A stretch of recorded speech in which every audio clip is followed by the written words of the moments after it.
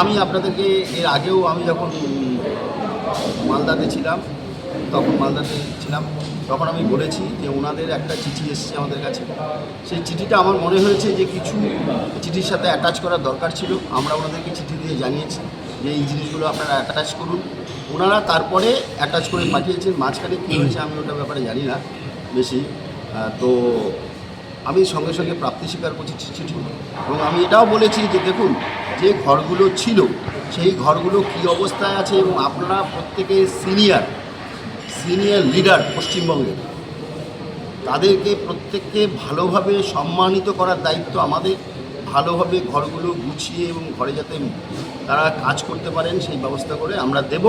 তার জন্য হয়তো কয়েকদিন দেরি হতে পারে, কিন্তু আমরা আপনাদেরকে ভালোভাবেই ঘর দেবো। যেভাবে আমাদের যে ঘর ছিল সেই ঘর কিন্তু সেভাবে ছিল না, তার ফলে কিছু অসুবিধা হয়েছে।